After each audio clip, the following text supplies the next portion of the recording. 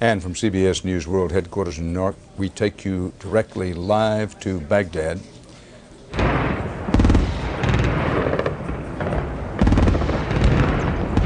The fiercest anti-aircraft fire of the day.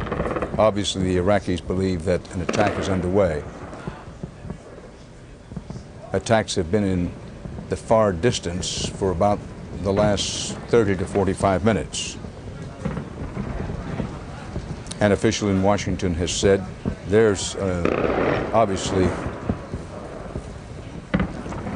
a big hit and another.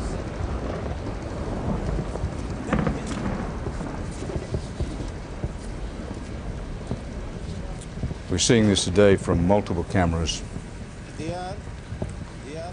in various places around Baghdad. And we also have some satellite photographs of the city in general, which we may show you later.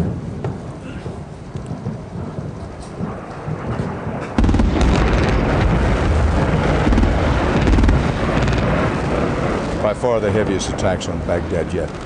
This is the third series of attacks, no question. This is the heaviest yet.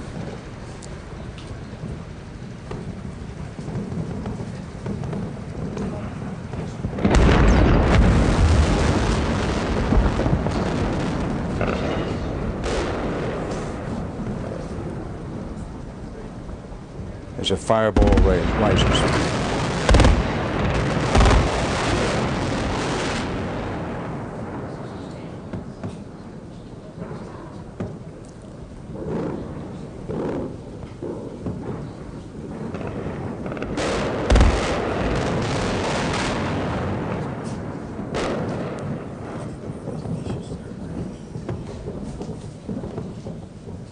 The story of this hour, the biggest raid yet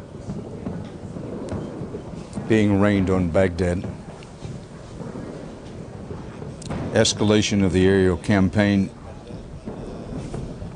is obvious, but it may not be as intense as originally planned,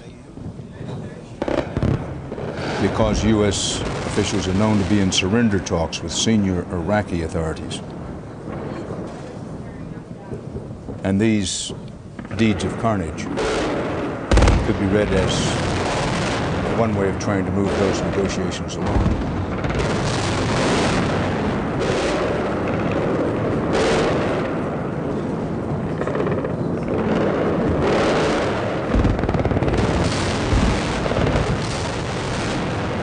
We're letting this play, the sounds and sights, because in many important ways the picture and the sound speak for themselves.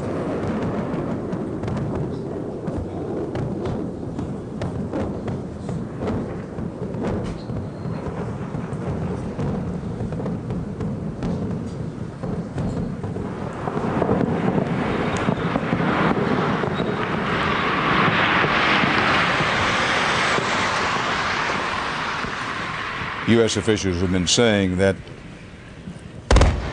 America's commanding General Tommy Franks would, quote, scale the intensity of the bombardment in accordance with progress in the surrender talks. Taking that literally, it would say that the surrender talks have not been going particularly well in recent hours, and there is the fact that U.S. forces in the field have met some strong resistance in the last 12, 15 hours.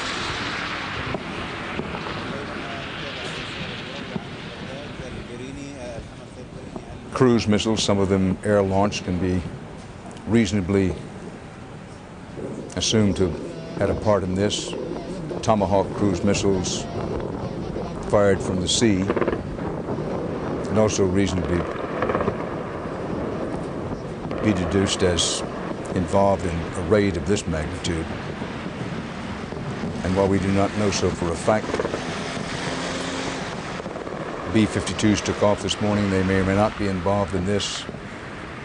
B-52s carry so-called smart bombs, laser-guided bombs, as well as some others. And then there's the F-17 stealth bomber, which operates almost exclusively at night and was involved in the previous two attacks on Baghdad.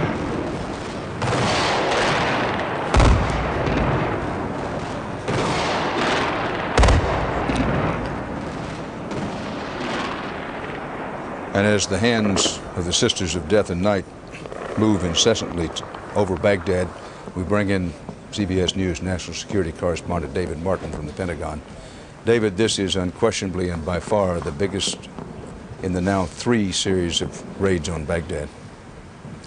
Dan, this is the much advertised shock and awe, the campaign that is supposed to not so much destroy Iraq as to destroy the will of Iraq's leaders to resist.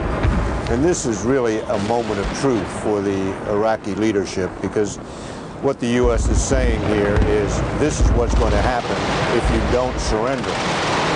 And we've been watching this, for 5 or 10 minutes. The U.S. has the capability to keep this up around the clock, and I'm sure that is exactly what is being said in these surrender talks. Notice how the lights are still on in this picture. These strikes are not the normal type of strikes that you conduct when you're trying to take down a society's center of gravity so that it can no longer fight. These strikes are going after leadership posts in an attempt to convince the leadership that they just have no other choice but to give in. It's sort of saying, you thought Saddam Hussein was bad, we can be worse, whose side are you on? It's just after 9 p.m. Baghdad time. General Joe Ralston, yes, these are in many ways, quote, precision weapons that are being rained on Baghdad.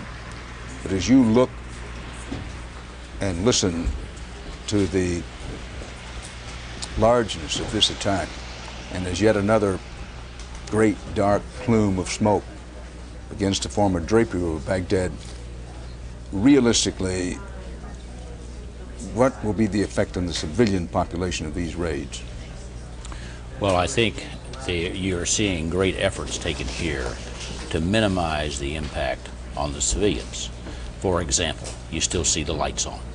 I'm not saying they're going to stay on forever, but that's one of the things. There's no intent to punish the Iraqi people.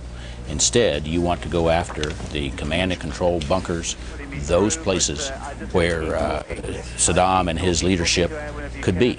And that's what you're seeing, is intense bombardment from, I'm sure, a combination of cruise missiles as well as bombs, satellite-guided bombs, precision-guided bombs, to go after the leadership targets. They're not targeting in any way the Iraqi people.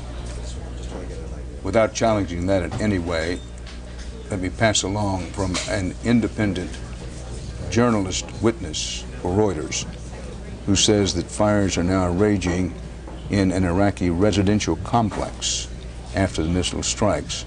My question is that while we talk of surgical strikes, precision strikes, the record shows that there's no way to do it and not have something less than perfection.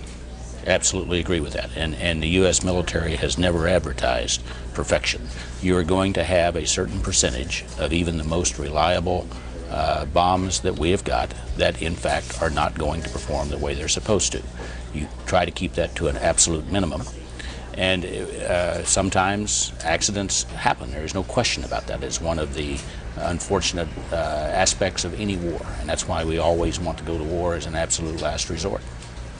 We go to David Chater from Sky News out of Britain, affiliated with CBS News. David Chater is reporting live in Baghdad. He's reporting to his home base in London. Let's pick it up. A pall of smoke hanging all around the city at the moment, a lot of fires burning. An extraordinary scene at the moment. It was a bit of a lull, but that's, I think the citizens now of Baghdad know exactly what the Pentagon means by shock and awe. A huge, intense barrage of missiles and bombs aimed at the heart of the city to dislodge, dislocate and paralyze the command and control structures. I'm getting a lot of interference on this radio. It's very difficult to communicate with you. I hope you can still hear me. Can you hear me, Jeremy? We can still hear you, David, so keep going if you can.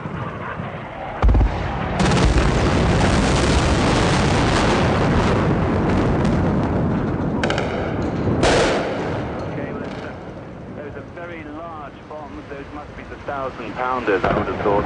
much larger explosions than last time. Huge shock waves coming through the balcony and the open doors where I'm standing. I have no idea if you can hear me. Can you still hear me? A very large blast, very close to us. Can still hear you. I can still hear you, David. Yes, keep talking if you can. It's impossible for me to hear you, but I can just about hear you in the distance, Jeremy. There's not so much Akak fire going up now. That huge, intense barrage coming down from the skies or from cruise missiles is impossible for me to say because I don't want to expose myself out there. But it's had the same effect on the Akak crews and the air defenses. They seem to be suppressed at the moment. Yet another lull, but all the lights of the city. Hello? Yes, David, keep going. Can you hear me? I think I've lost my line. You're still with us, David. There's a whole shroud of smoke covering all the lamps in the city at the moment. All the traffic is gone. A really intense barrage and series of explosions. Intense percussions and shock waves rolling across the Tigris at the moment. And I think I've lost communication. David, you're still there. I'll keep talking to try and identify the line. David Chater with us in Baghdad. He says about 30 missiles have landed.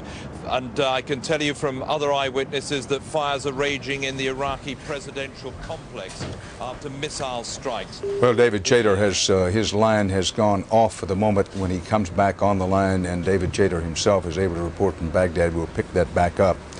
The United States has launched the long-awaited, if you want to put it that way, massive aerial campaign against Iraq. Hundreds of bombing runs are planned this afternoon to target sites in Iraq, not just in Baghdad, but elsewhere. This is part of President Bush's current strategy of invoking not only shock and awe, but yes, death and destruction. Among